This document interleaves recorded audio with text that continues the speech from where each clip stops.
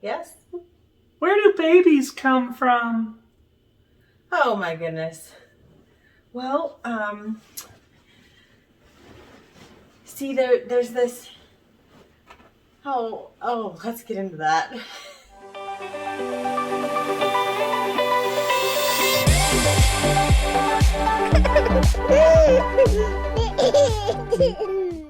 Hey, I'm Andrea Warnock. I'm Nathan Warnock. And you joined us for Family Friday on the Marriage by Design podcast. And this is a time where we just get to talk to you about God's design for family, how what the Bible says about family and raising kids, and then how we live that out. Yeah, boy.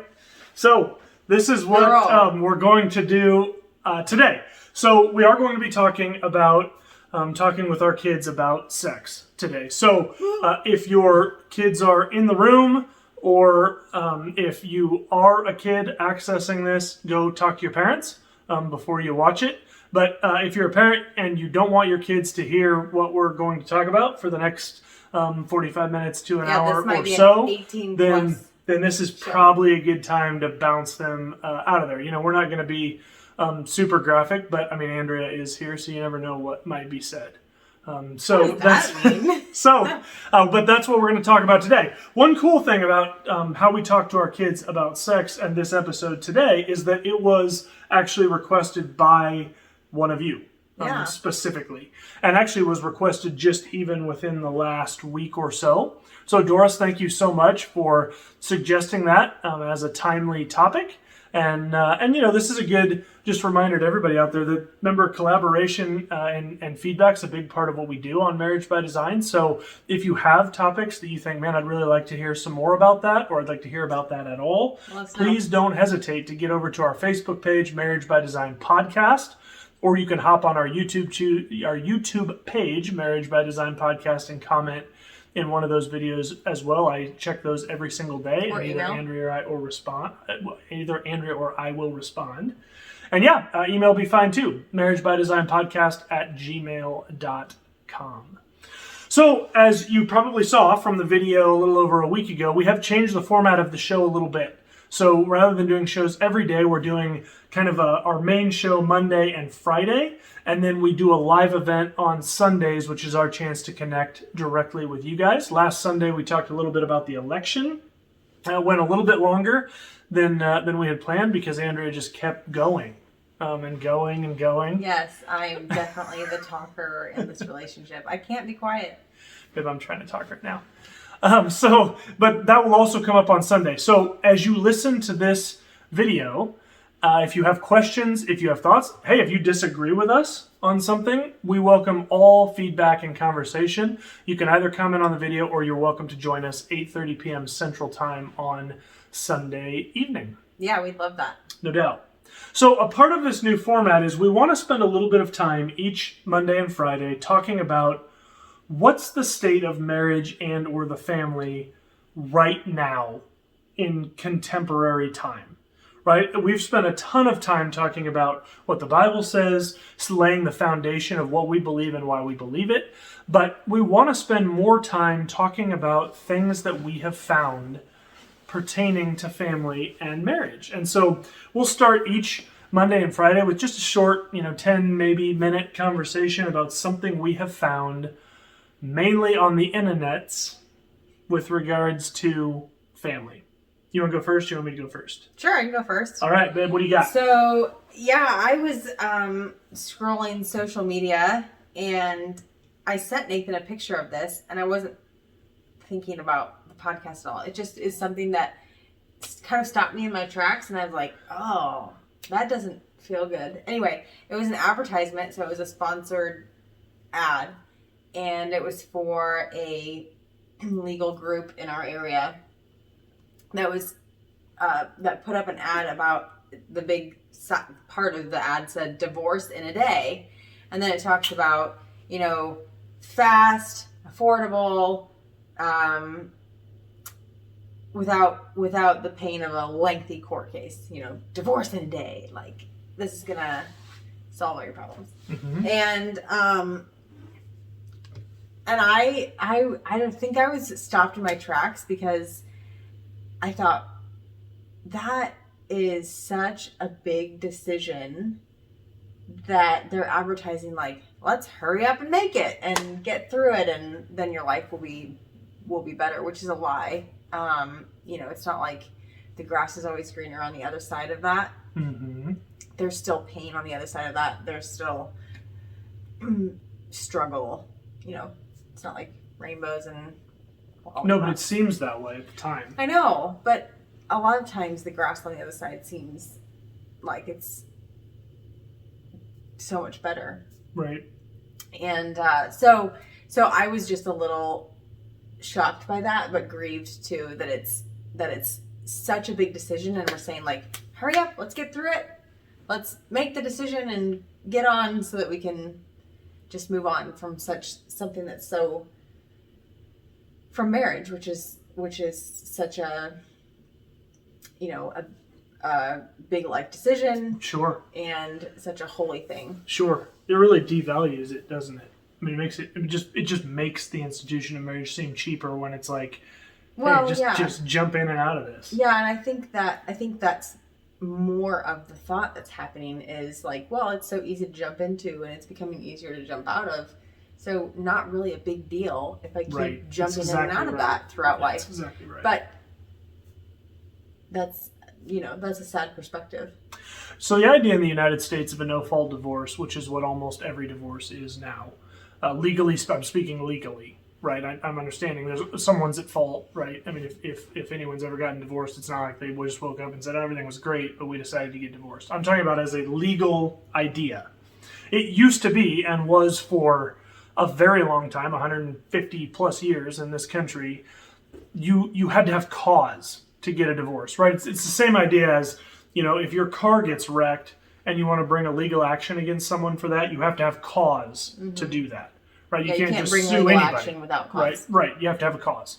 Well, this was changed decades ago in this country to the idea of a no-fault divorce, right? So you don't have to show that your spouse was cheating. You don't have to show that there was abuse in the marriage. You don't have to show anything. You just get divorced because none of your business, we're getting divorced, right? That's what a no-fault divorce is. It was one of the first major things that significantly devalued the institution of marriage, because not only did it make it really easy to get divorced, which is not something, that's not something that should come easily, but it also removes a consequence to getting married.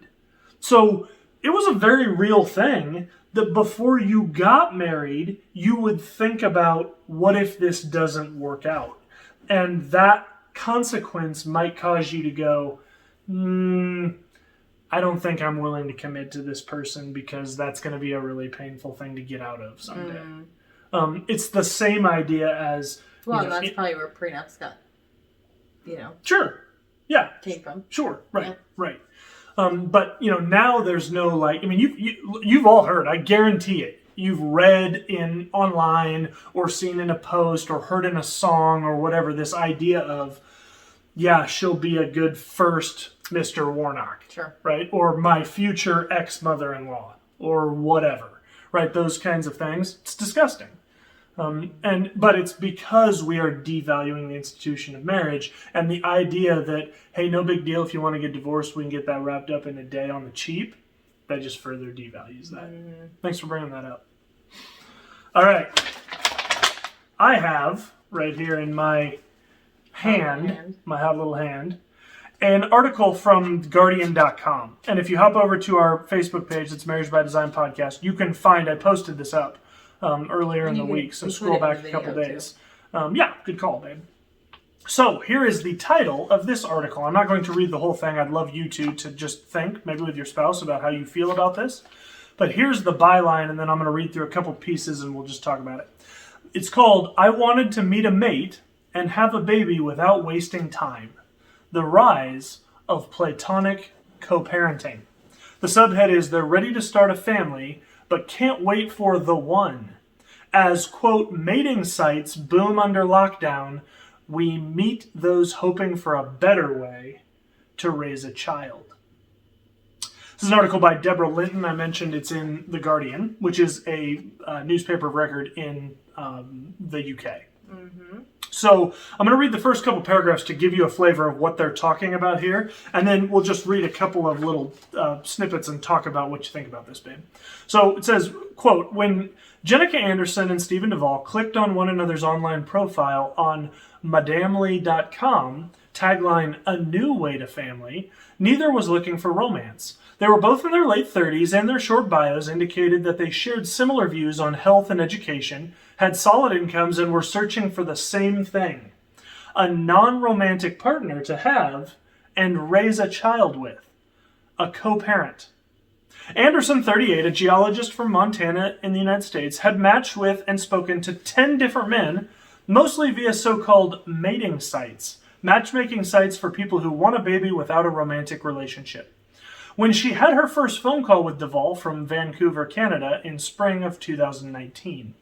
Their conversations quickly started to run into the night, and that June she flew out to spend the weekend with him. They talked, went hiking, and jumped into a lake together. It felt like a date, says Duvall, 37, a camera operator. Just as if I can just put a byline here, when two people get together for a trip and they do things like going hiking and jumping in a lake together, what we might call that is a date. So there's probably a reason it felt like a date. Back into the article, quote, except we could be totally honest about wanting to have a kid soon without the goofiness and flirting of a first date. That probably says something more about dating than anything else. You are looking to achieve a common goal.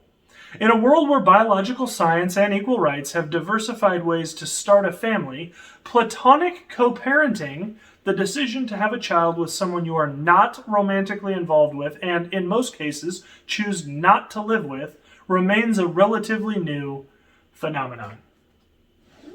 Down a little bit, it's talking about these websites. There's several of them that are listed that have that this is the purpose of them. Is it's like the matchmaking sites, right? Match.com, eHarmony, those types of ones. But this is simply, hey, I don't really have a boyfriend or girlfriend or any prospect of marriage or a significant other in the short term. Neither do you, but we both want to have a child, so let's get together and just have a child. And that's it. No romantic relationship. Mm-hmm. During lockdown, that'd be the last 8 months, these sites have reported traffic surges of 30 to 50%. As I'm sure people, as we've seen from other studies, are lonely. And, as we know, if there's one, responsible thing to do when you're feeling lonely, it's to have a child. Professor right. I think that was sarcastic. Professor Susan Golumbuk, director of the University of Cambridge's Center for Family Research and author of We Are Family, a new book examining the well-being of children in structures beyond the nuclear unit, turned their attention to elective co-parenting as an emerging trend in 2015. They're now following 50 families in what they believe to be the world's first study considering the impact of the arrangement on the children. It is possible that taking away romantic baggage could make for a more stable family environment. But what do you think, babe? Mating as opposed to committed relationships? Mm-hmm. What are your thoughts? My first thought is I'm probably not as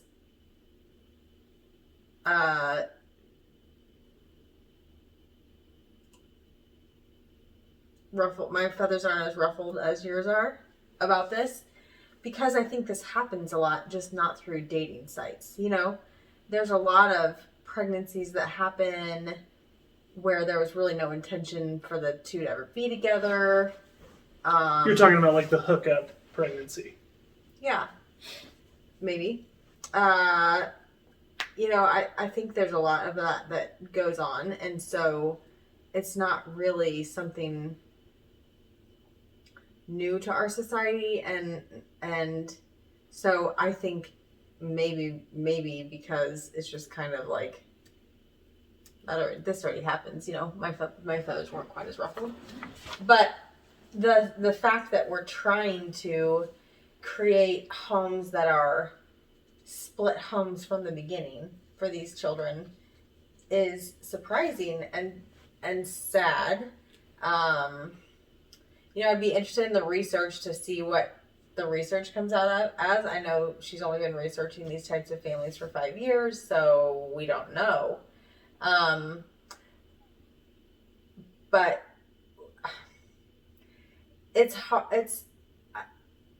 of course not the best to have a child that's coming from a split home, because you're having to split your life, and you're having to live by different rules in different places, and it can get messy, just logistically messy. I find it interesting that she went to Canada and she lives where?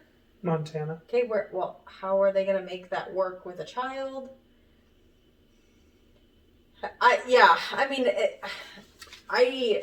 I grieve for kids who are part of split homes, just because I think that's got to be tough. And to start out with that's our intention just makes me sad. Yeah, that's the part that ruffles my feathers. Yeah. Right? To me, this is not the same as, hey, we were in a relationship, we started having sex, she got pregnant. Mm-hmm. Right? This is not the same as, hey, let's get together. I really have zero interest in you, but I think you'd be a good mom, so let me make a deposit and we'll see what happens. Right? I mean, that to me. So here's the thing that's concerning to me. I'm going to read a couple of quotes from them about this, and you tell me what the commonality is in this. So this is from her, right? Her Anderson, the woman the mom of this first couple. I really didn't want a romantic connection. I thought it would convolute things. If it was just about parenting, we could remain pragmatic. I wanted to grow my family with someone who wanted to be a doting father and wasn't just having a baby for me. This is what he says.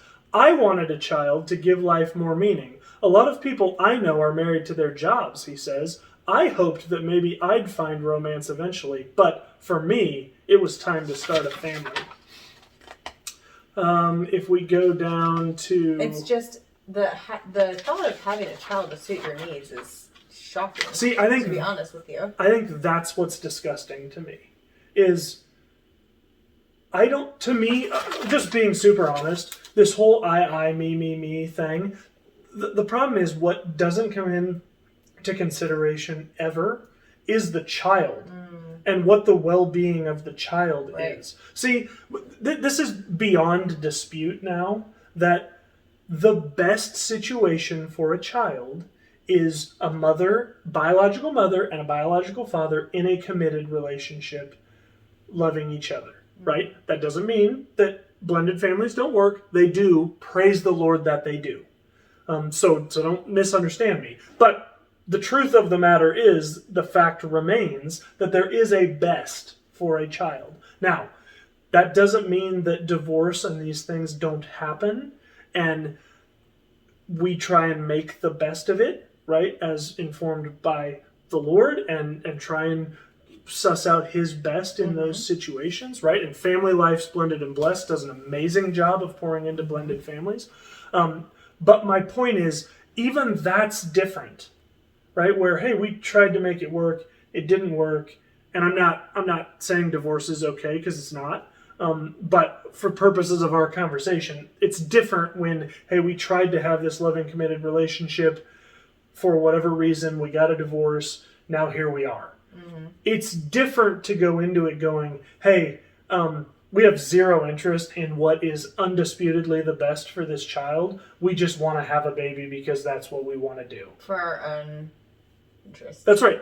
And here's the thing. Do you remember, it wasn't that long ago, I think maybe when you and I were in college, do you remember what Angelina Jolie was getting just crushed for on all of the tabloids? No. She was essentially, this is how it was laid out, she was essentially going to Africa and buying children because she wanted children.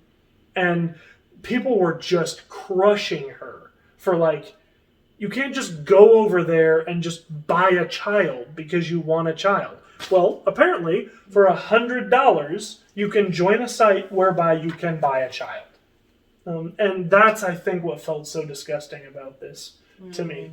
Now, to the benefit of the Guardian, they take a look at 3 different couples. I just read the first one. I'd encourage you to read the other 2. That first one, interestingly, And you probably could tell from even that opening article when they started traveling together, they ended up falling in love and getting married. So they're together in a committed marriage with their daughter, who at the time of this article, which was Halloween, she was a year old. Right? There was another couple who did this, and here's a funny thing about sex, and we're going to talk about this here in a minute. Turns out that it didn't work out because once they started having sex to get pregnant, he wanted to have an actual relationship with her, and she wanted nothing to do with that, and so the whole thing imploded. So now they don't even have what they want. She has the child, but they have not an amicable situation. Yes. And then the last situation that they talk about was one where this, it worked, and it's part of that professor's study. And look at 2015 means even the oldest child in her study is 5. Oftentimes we see the really significant damage of divorce happening at the pre-adolescent and adolescent years. So I'm confident because I feel like this isn't new. They make it look like this is new. This isn't new. This idea of whether it will work to have a not nuclear family or a nuclear family. That I have a pretty good feeling, if they're honest, of what type of article we will see in response to this in about 10 years. So, interesting. That is what we have for what we've seen in the news. So, give me your thoughts about that. Put that in the comment below. Send it over on our Facebook page, or come meet with us Sunday night at 8:30 and let's talk about it. Now, for the main event. Let's talk about sex, baby. That's all you know? That's all I got. Rumpelstiltskin. Oh my God. All right. We are going to talk about talking with our kids about sex. So here's kind of the way that we're going to do this. We're going to talk a little bit about the problem with sex in a postmodern world, which is the world that we live in, right? So it's kind of the name for the age that we live in is the postmodern age. So we're going to talk a little bit about the problem with sex.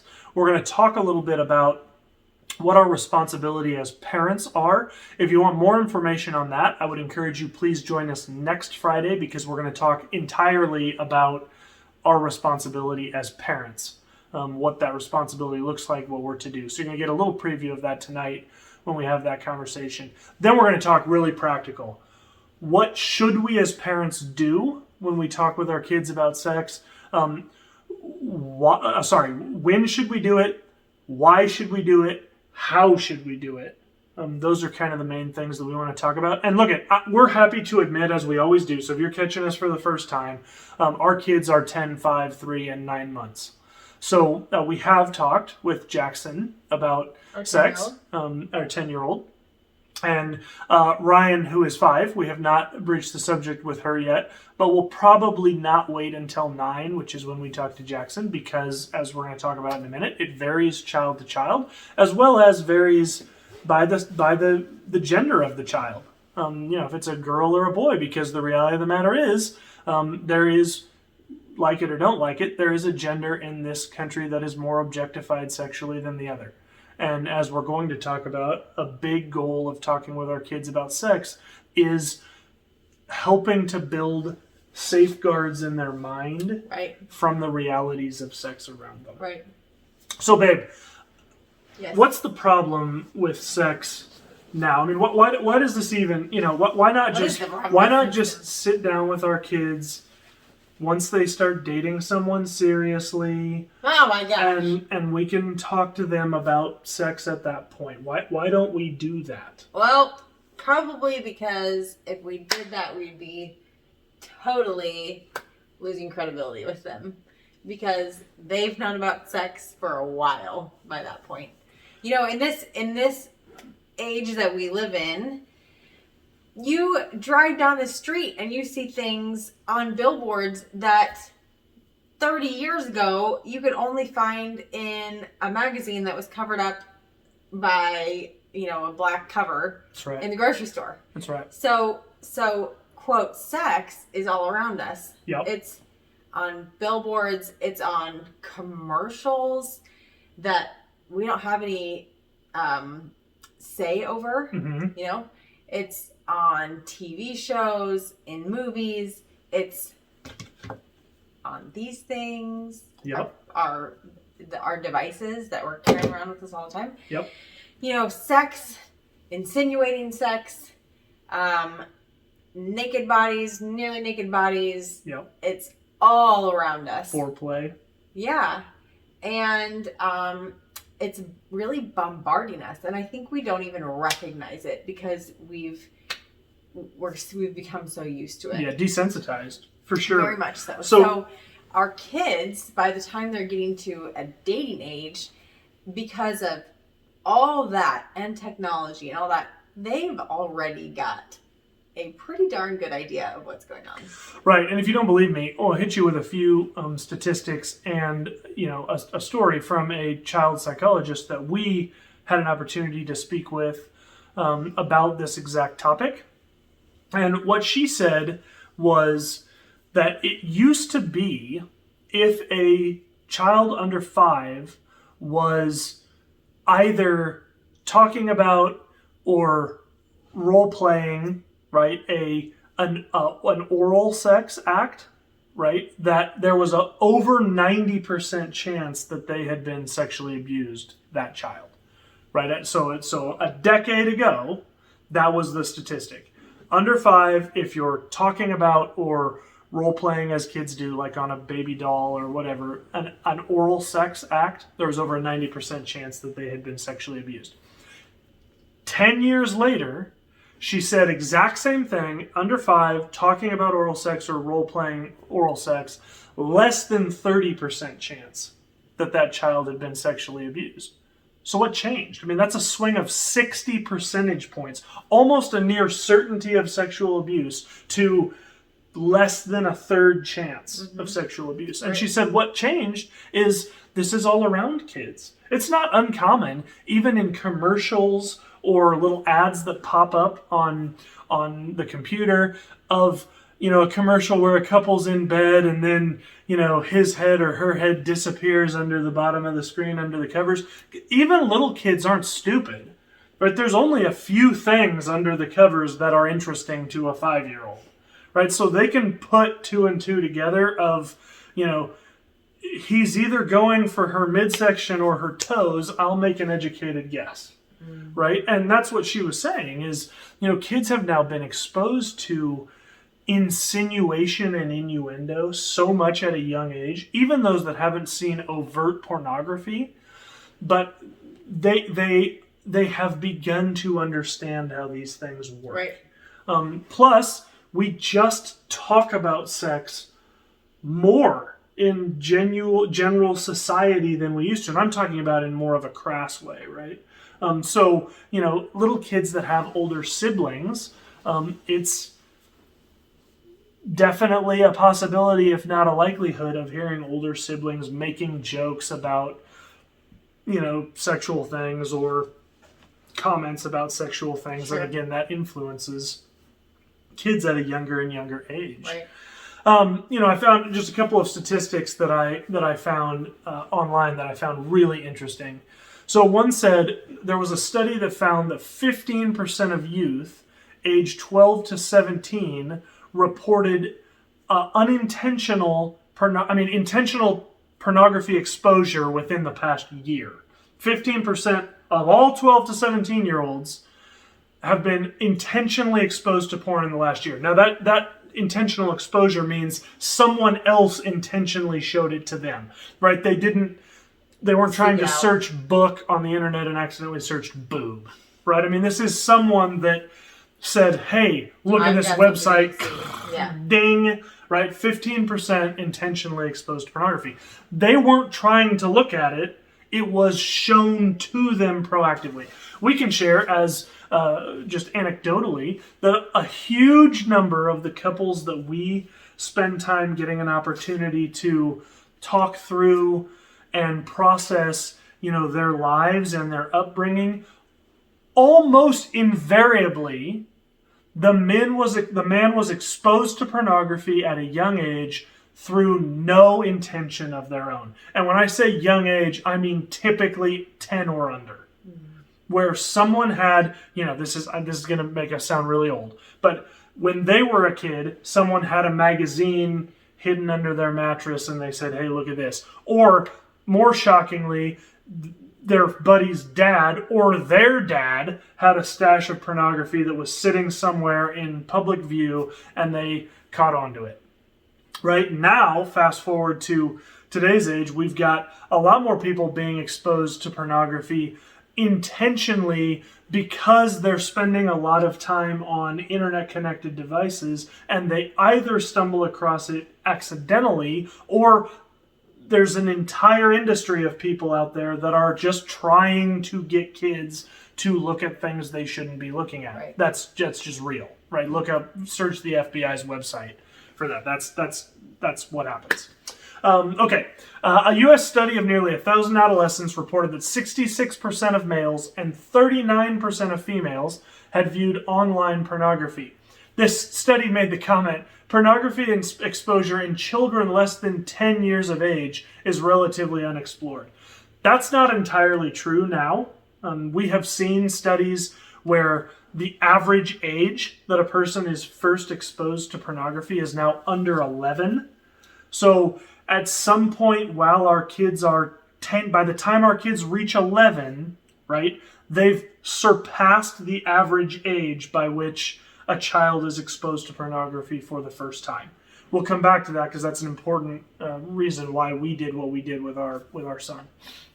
Another study of online pornography use in the United States revealed that 42% of 10 to 17-year-olds had seen pornography online, with 27% describing that use as intentional. So 27%, more than 1 in 4 10 to 17-year-olds in the United States admitted to searching intentionally for pornography online. Think of that. 1 in 4. That is a mind-numbing statistic, right? 10 to 17-year-olds, 27% had searched intentionally for pornographic material. An additional 15% above that, as we mentioned, had seen pornography online, but had not intentionally searched it out. So those two things combined, 42%, 2 in every 5 have been exposed to pornography online. Right? Now, we've talked about this before. We're not going to get back on this high horse again, but there's a really easy way to make sure that your child is not exposed to pornography online, at least in your home. You don't allow them online without you. Well, yeah. That's not even true, though, Nathan. They can be with you and still be exposed. Because, sure. But I would say such a less likelihood of them being exposed to pornography if they don't have access to that without you there. Right. And if they are exposed, you know about it because you were sitting there with them. Right. But I would even go a step further to say, even with you sitting there with them, if you don't have some sort of filter on your internet at home, if your kids have any kind of unrestricted access to the internet, that should stop immediately. Sure. I mean, our kids don't. We don't. I can admit, we don't have any sort of software on our web-connected devices, but Jackson has, or Ryan or Riker have zero access to the internet, like just the open internet. Right? I mean, there are times when we will help them search for something on Amazon.com while they're sitting with us. Right? I mean, something like that. But there's no hey, here's Google. What do you want to search? Sure.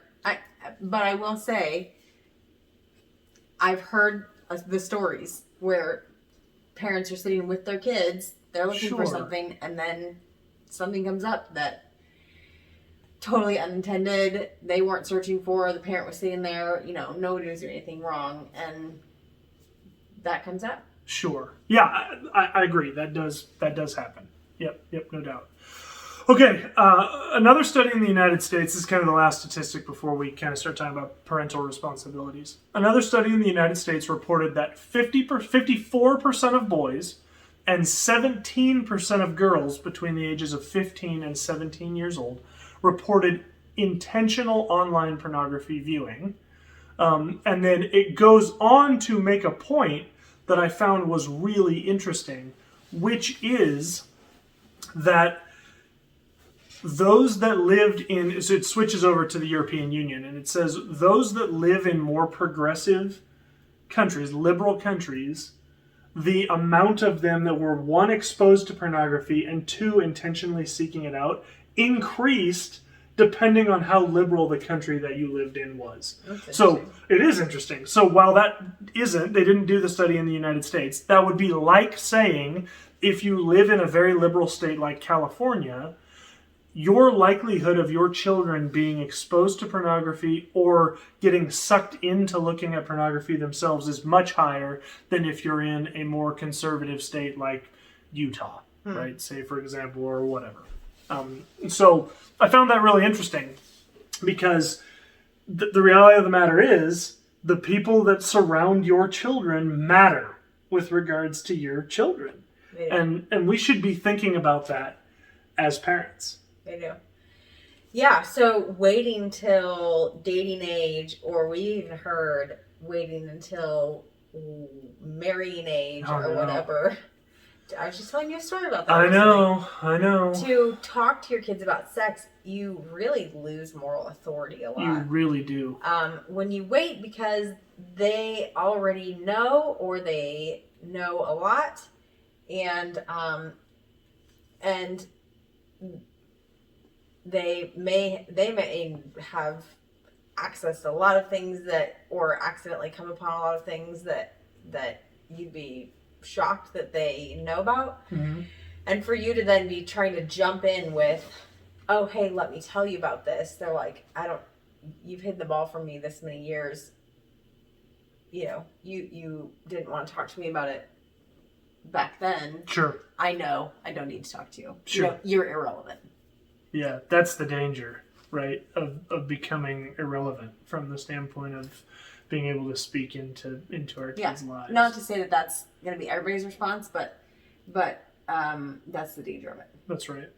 So what is our responsibility as parents with regards to our kids? And I'm thinking specifically, babe, how do we balance our responsibility with regards to protecting the innocence of our children with our responsibility to prepare them to walk in truth and grace in a postmodern world? I mean, how do we, first of all, what do each of those responsibilities even mean, and how do we balance those? Well, protecting the innocence is really trying to shield them at the ages that they need to be shielded from certain things. You know, that shielding really, when they're super young, I'm thinking Lincoln, Riker, you know, their age, that shielding is like, it's all encompassing.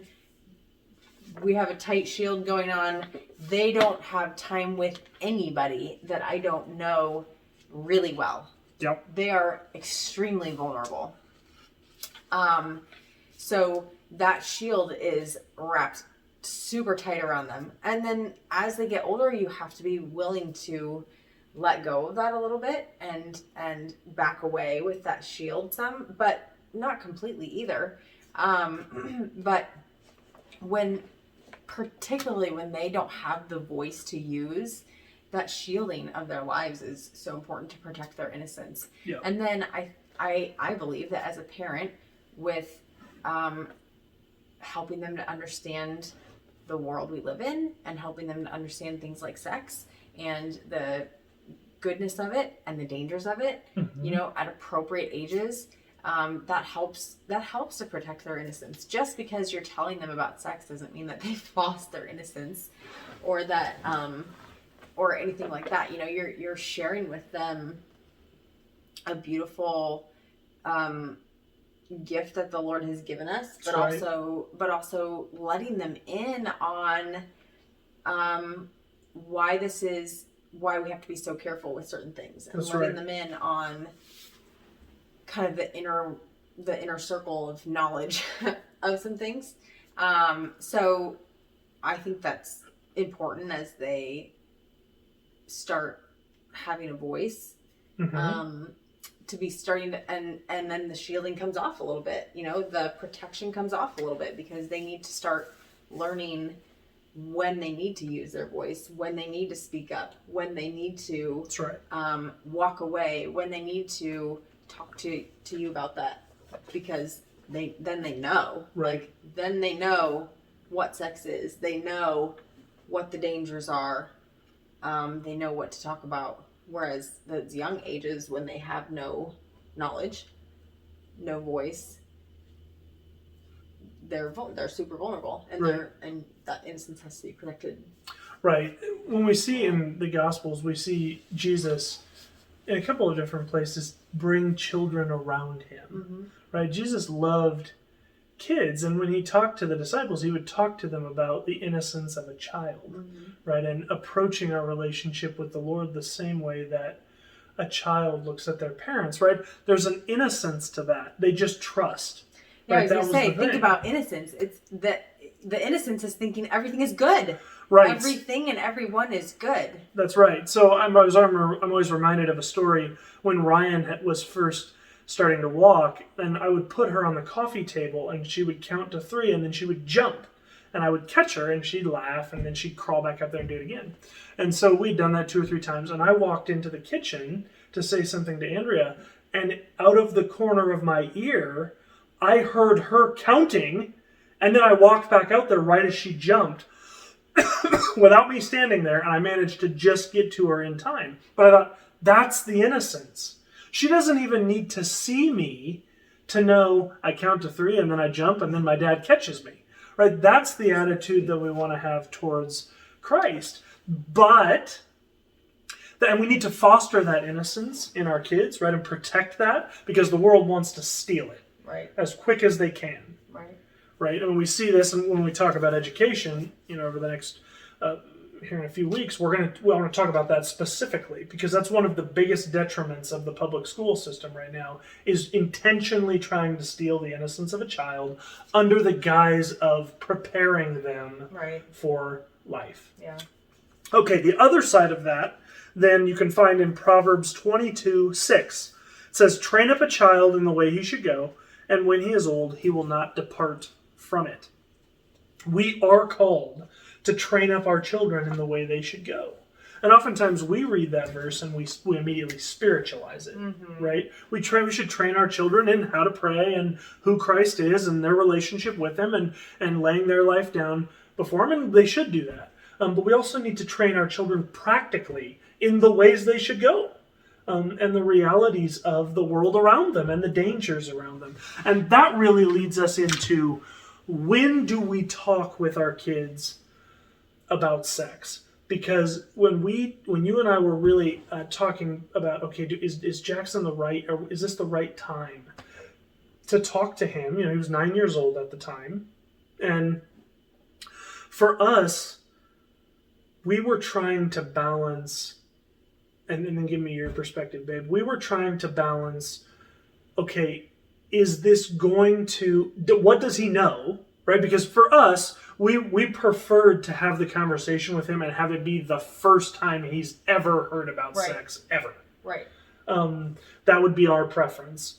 Balanced with, so that would lean towards doing it earlier, right? Balanced with letting him be a kid as long as he can, because the reality of the matter is, once you explain to a child how sex works, it just changes the way they look at women around them, women in their home, women they see in movies, and etc. And I don't necessarily even mean in a bad way, but it does change it. Right. And so that was what I was trying to balance in my mind. What were you thinking about?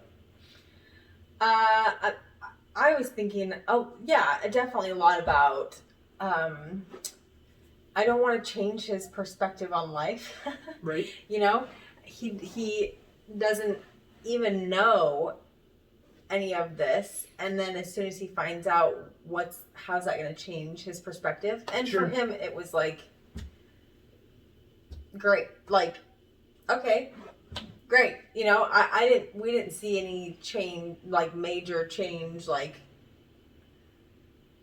oh no, I think about it all the time, or oh gosh, now this is weird. Yeah, I think we have a different perspective on that, but we'll get to that. Okay.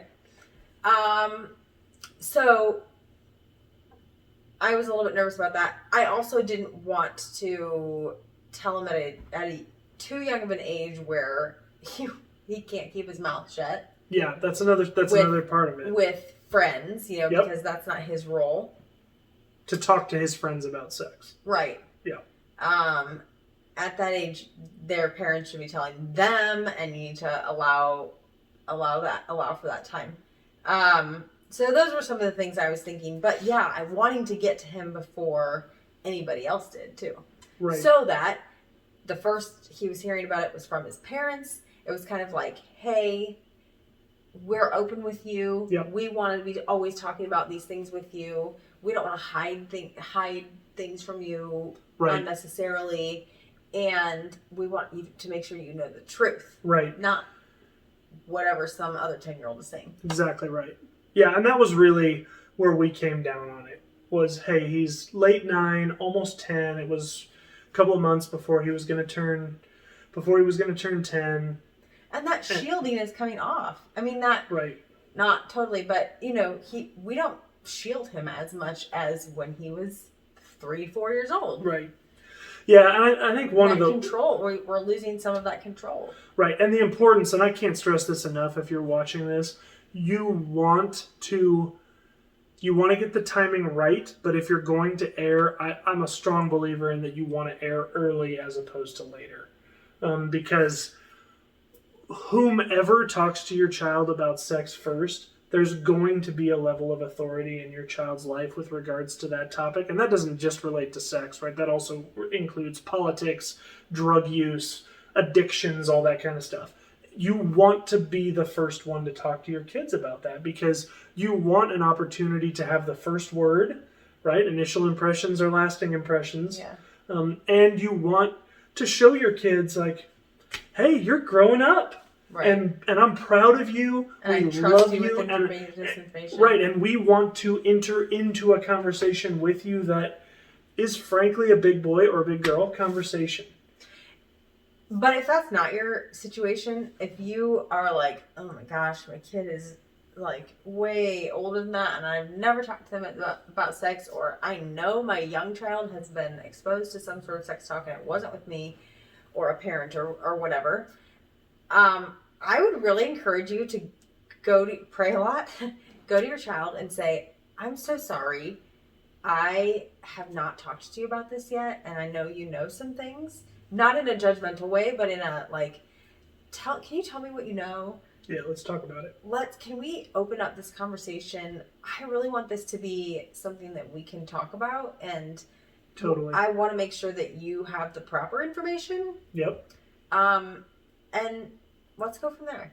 Right, which raises a good point. So we waited until Jackson was almost 10, but Jackson is in a he's mostly homeschooled, but he's partly in a collaborative school too, but it's a very conservative school. And so we always would keep an eye on what he and his friends were talking about, and we were always super comfortable that nothing like that was coming up. Yeah, you want to know a way to spy on your kids' conversation and they don't know it? When they're in the car, put the sound to the back of the car, like turn it up in the back. Then they think the sound is turned up all the way in the car. Oh, this is a mom hack. So they talk loud and have no idea that the sound isn't up where I am. I can hear every word they say. Babe, you are genius. Yes, but that's joking. I mean, joking, and that is actually genius. But joking aside, that paying attention to the things your kids are talking about is important. And also, the reality of the matter is, whatever you do, they're going to come across situations where you see someone as you're walking around that's maybe dressed inappropriately. I always made a point to look at Jackson in those situations and observe him to see if he was noticing. Mm-hmm. Right? So someone that's, forgot to put their pants on when they went out. That's what I call those really tight pants that you can see everybody's bottom. Leggings. If somebody's wearing I wear leggings. If somebody's wearing leggings, but they don't have the shirt covering the bottom, he always says, He always says, "Oh, she forgot her pants." Right. Well, just your skin is basically there, right there. I need to be seeing that all that. Funny. So anyway, but I look at Jackson to see his reaction because I want to know where's he at with this. And he had made a couple of comments that indicated to us that the timing was right for us to talk about these things. For your kids, particularly, let's just be real, if they're in a public school, that age, that correct age range might be younger for your kids because they're in a different situation than Jackson was in. Yeah. And so paying attention to that as a parent is important. Yeah, and even though you may keep them off of anything internet connected and all that sort of thing, sure, what they're influenced by, exactly right, change, is significantly different with their friends. That's so right. Maybe their friends have completely different rules in their home and things that they're accessing, and they may know a lot more information because of that. Right. And then that's coming on to your child. That's just the way it is. So unless you want to, unless you're really protecting who they're on sports teams with and who they're hanging out with in the neighborhood and all that sort of thing, unless you know that people are parenting in the same way you are with like no internet access stuff, then who knows what they're getting from their peers. Yeah, that's right. So and that's where we're at. So Jackson has a lot of friends whose parents do things differently than we do, and whose kids probably know things differently than Jackson does, and so just recognizing like they're going to start talking about those sorts of things. Right. So we've talked about why, we've talked about when. Now let's talk a little bit about how. Wow. So if you have considered talking with your kids about sex, if they're getting to an age where you feel like this is something you need to do, you probably have Googled or whatever other search engine, how to talk to your kids about sex, curriculum for talking with my kids about sex, whatever, and you are immediately inundated with a billion different book series and who knows what other sorts of curriculums are out there with regards to talking to our kids about sex. So, babe, talk a little bit about where you're at with curriculum, where some of your friends have been at with curriculum, because I know some of your friends have had different experiences than what our belief is about that curriculum, and I'll jump in with... Yeah, so there's not a right or wrong, right? As far as how you talk to your kids about sex, for the most part. I mean, okay, there's a lot of wrong that you can do, but I'm saying if you choose to do curriculum or you choose to not. Yeah, that particular issue. Yeah, it's not a right or wrong. This is the way we decided to do it. We have had friends who said, oh man, we found some stuff that's really great. We really loved it. And we went with that, like some Christian curriculum on opening up that conversation and then having ongoing discussions about it. That's one thing, if I can just say, please, please, please, please, please, please, please, please, pre-read the curriculum. If they're like, hey, here's some books that you read to your kids, read them before you sit down with your child and read them. Right. Because a quote-unquote Christian sex talk can look very different from a God-honoring sex talk. So anyway, with that aside, go ahead. So there are some really good curriculums out there for the sex talk, and that's great. We had considered that a little bit and then decided that for us, we didn't want to do that because we wanted the conversation for us to feel like very natural. We wanted Jackson to feel like we were comfortable with it, and like so we were uncomfortable with using a curriculum. Like we felt like we would be uncomfortable with that. Yeah, for me, that's not how we interact with our kids. Right. I mean, we don't do a lot other than this book. We don't do. That's the Bible. For those of you that can't see, listening.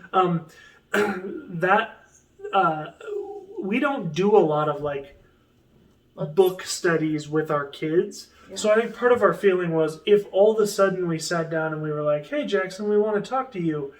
Look at this book. For him, it would be like, that's weird because we just talk. Like, you know what I mean? Like, it would be so different from our natural flow that I felt like it would immediately send the signal they're uncomfortable talking about this. Which, one, we're not. And two, when you said there's some things you can do that are wrong, that's number one for me, is make this weird or uncomfortable. And that may be, practically, that may mean whatever you decide to do, curriculum or not curriculum. If this is awkward for you, sit down with your spouse the night or 2 nights before you're going to talk to your kids about sex and practice it. And pray a lot. Right. But go read the book, right? Because, I know someone who they read a book for their sex talk, and there was a description of sex in the book that was frankly ridiculous.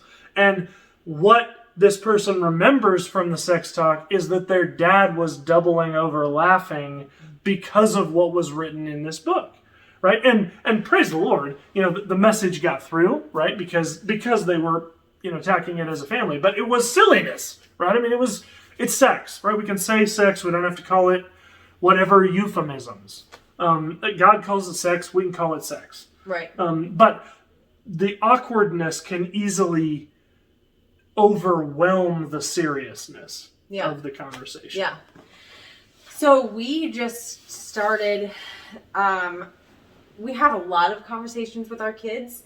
And so we just said, like, hey, we want to talk to you, We gave him ice cream so that he was sugared up. I don't know. We just gave him. And it got his attention. Yeah. Because that doesn't happen very often. Right. It was just something to do. So kind of made it a fun thing. Mm-hmm. And we started with the Bible. We started with what the Bible has to say, and we opened it up to Genesis and talked about God creating God's creation, and he made man and woman, and then the very first thing he did after that was made the institution of marriage. And so we talked a little bit about marriage, and what that is and what that means to the Lord, because you can't talk about sex without talking about marriage. That's right. So then after we had a marriage conversation, then we talked about how we become one. And we didn't leave it at we become one. We explained that there's this gift of sex, and it really is a gift. Mm-hmm. And we explained with the real terms what sex is, and that God's intention is for it to be between a man and a wife, because it's a picture of our oneness with Christ. Yep. And our God, and marriage is a picture of God's relationship with his bride, the church, the body of Christ. And that's what our marriages should be a picture of as well. Yep. And that sex is a gift, and that sex also leads to babies. Mm-hmm. So there we're answering the baby question. And why. We explained anatomically how it works. Sure. And Jackson's known for a while, like, physically where babies come from. I mean, we've talked to him about. Yeah, we've had three kids since we had Jackson. So he knew, like, physically that comes out of mom and how that all happens. I mean, we've had some, like, oh my gosh, what? Talks with him. So he has kind of, like, known some of that. But it was all built on the Bible. Our conversation was, because that's what marriage and sex is. Yeah. Anything you would add to that part of it? No, and I'm gonna in the show notes, I'm gonna put a breakdown of how we went through it. That's great. Right. So Genesis 1, right? God created them male and female. Mm-hmm. Right. That's important, because the other thing is, in a postmodern world, it's hard to talk about sex without making sure we're clear about gender. Mm-hmm.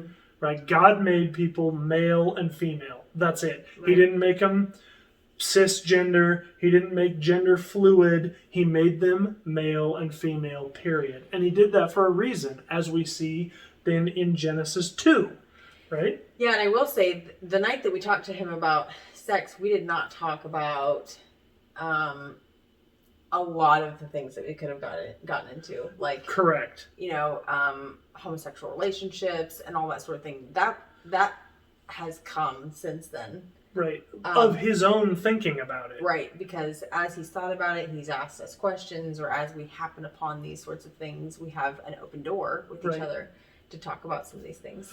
Right. So, he well, we'll come back to that. That's a great point though. So Genesis 1, Genesis 2, right? Talking about God creating the institution of marriage. Right. And then really talking about sex as it's one of the ways that a husband and wife really worship the Lord, because we come together as one before Him. And it can be awkward to think of sex as an act of worship, but it really is. I mean, that's how the Bible portrays sex. Is it's a way that husbands and wives enjoy each other, enjoy the gifts that we've been given in a way of glorifying the Lord within our marriage. And really, in the same way, sex outside of marriage, which we did talk with him about that night, is a perversion of worshiping the Lord. I mean, it's really not unlike taking Amazing Grace and taking the word God out and putting in the word Satan. Right? I mean, if you heard someone singing Amazing Grace to Satan, you'd go, dude, that's super messed up. Right? That's exactly what it is. When we take an act of worship, sex, and we take it outside of the bounds of how it's meant to be used. Yeah, so we had quite a bit of discussion about that, and that it's not only sex, it's that's taken out and creates a problem. It's like anything to do with sex. Sex isn't. We talked about towing the line is not God honoring. Right. We should try to stay as far away from the line as we can, because towing the line is really just disobedience. Right, and a part of that we talked about with him is purity, and I don't just mean sexual purity, I mean living a lifestyle of purity when it comes to these things. Having covenant eyes. Right. And we talked about what that looks like in the Bible, to make a covenant with our eyes, to only look upon things that are pleasing to the Lord as a way of protecting ourselves. And really, we wanted Jackson to start thinking, even at 9 years old, somewhere in the world, most likely, is a woman somewhere who God is going to call into his life to be his wife. And even right now at 9 and 10 years old, he can be honoring her and preparing a gift to give her on their wedding day of purity now in his life. Right. But that's got to start right now. Right. And it's a gift he's putting together, one for the Lord, but two for his wife. Yeah, and so some of what we talked about too was how he sees and treats women or girls, and the importance of that, and how that will change. Right? I mean, right now, he sees the girls in his class as like buddies. Man, it's fun. We hang out and it's great. Right? And we were trying to prepare him that, as you grow and your body changes and their bodies change, you will look at them a little bit differently. And that's okay. Right? I mean, God made men and women differently. And men like to look at women because they're way prettier than we are. And God made women way prettier than we are. And we can give honor and glory to him by enjoying the fact that he made them to look differently than he made us. But we need to always remember that's God's daughter that you're looking at and talking to, and probably someone else's wife someday. Yeah.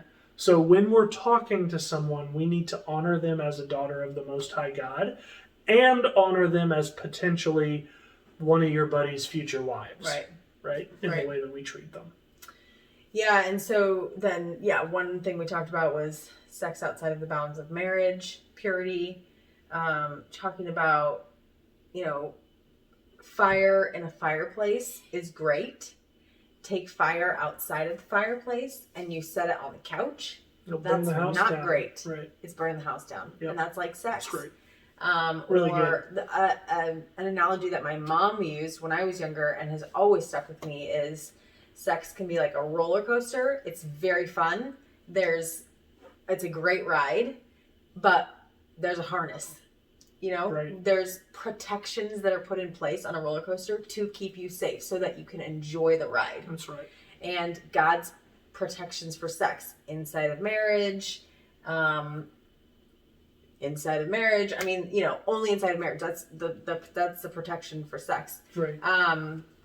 In a God honoring way, all that sort of thing, is the harness on the roller coaster. That's right. So that you can enjoy your ride, because otherwise the consequences could be really terrible.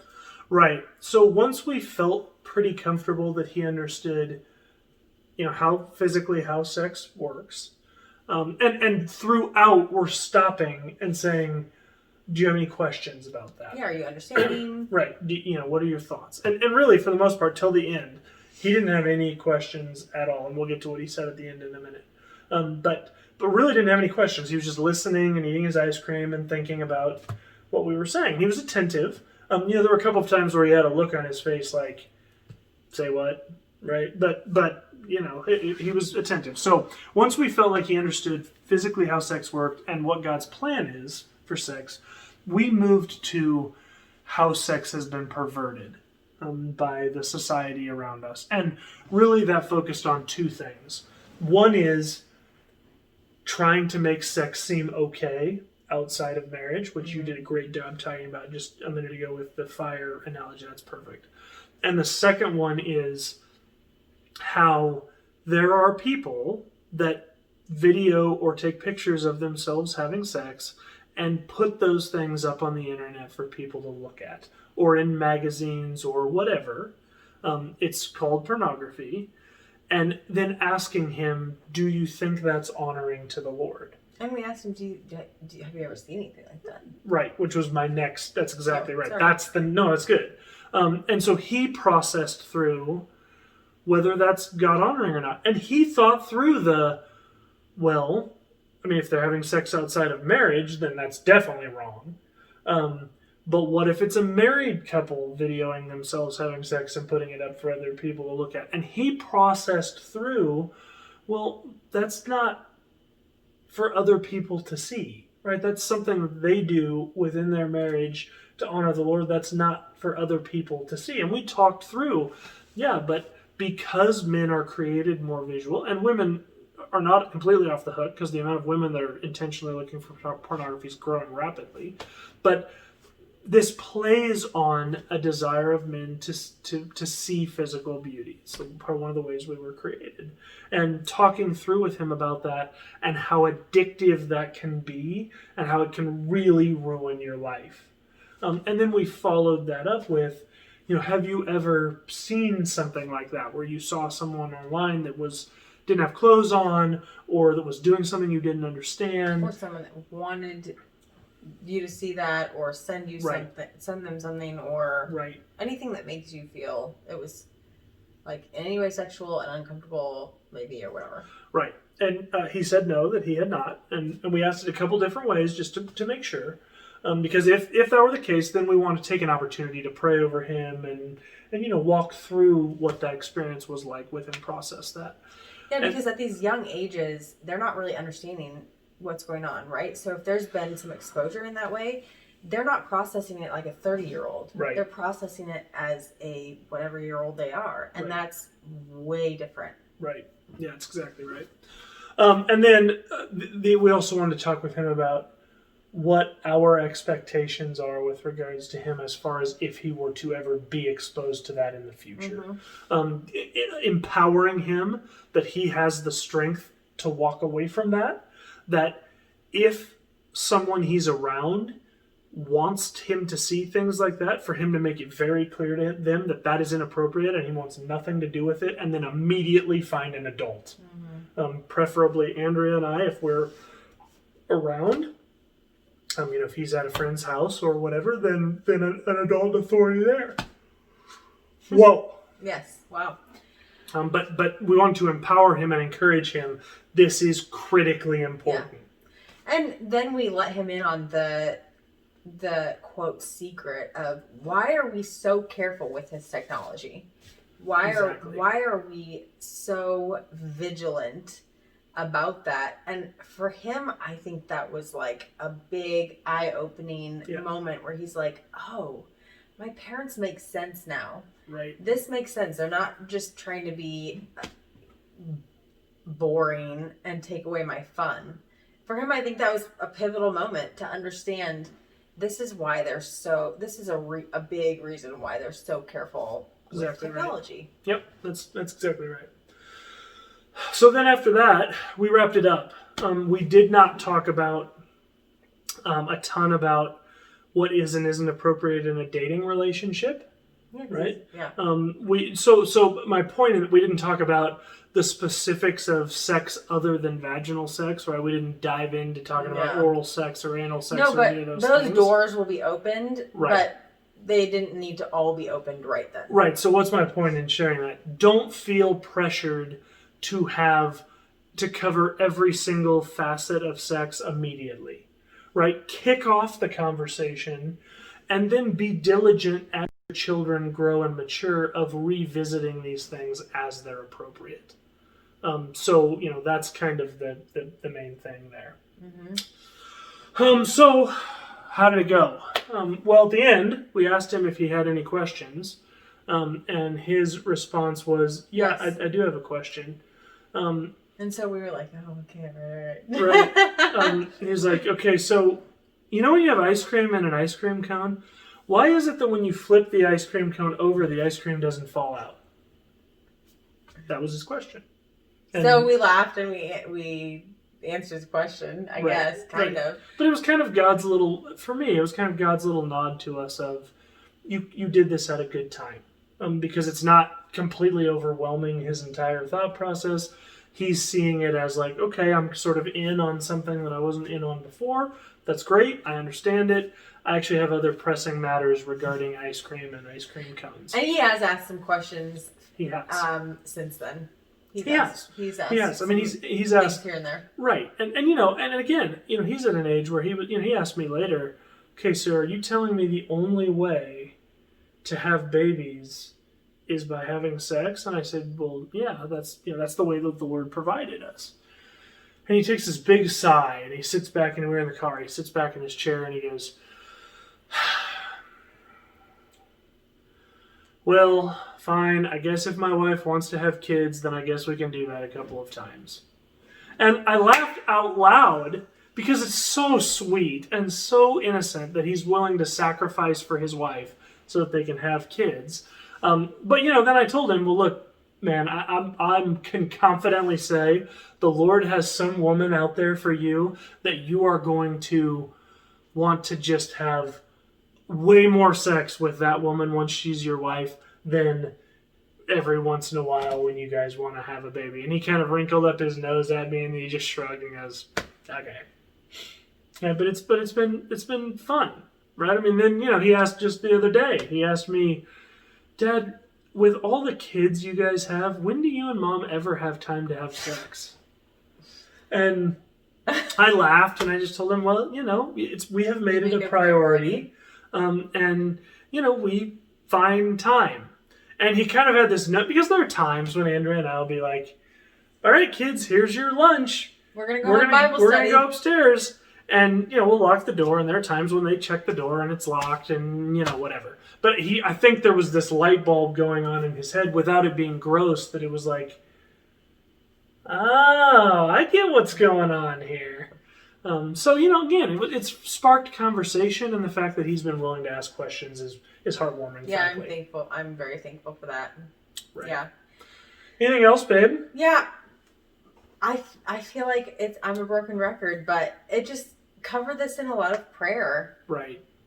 Cover this conversation in a lot of prayer. Ask the Lord to give you confidence and the words, and pray over your kids'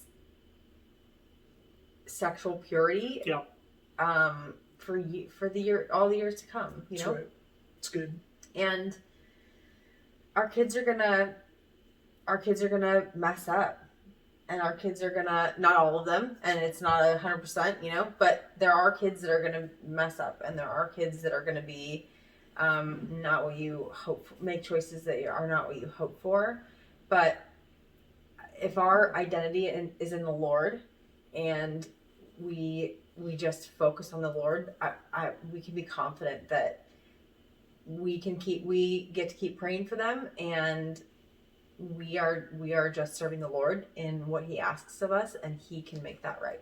That's exactly right. If this is something that you struggle with, is, hey man, my kids are acting the fool, or I'm afraid they're going to, and it gives you real anxiety, please join us next week when we talk about our responsibility as parents, because we're going to address that anxiety directly and how we can combat that as parents. So please join us next week for that. Guys, we love you guys so much. We're so grateful for each and every person that tunes into this on YouTube, that tunes into it through the various podcasting platforms. We're so grateful to have you along. I hope this was helpful for you. If you have been through this with your kids in the past, we would love you to share in the comments below or on our Facebook page, Marriage by Design Podcast on Facebook, what things you have done that you've found work well for you. Also would love you to carve out 20 to 30 minutes on Sunday night at 8:30 Central on Facebook or on YouTube. We simulcast on both places. And give us some comments on questions that you have, what works, what hasn't worked, what you're afraid of. And we can all work through it, pray through it together as a community, the Marriage by Design community. So thanks, guys, so much for joining us. And remember, God is for your family. Your family.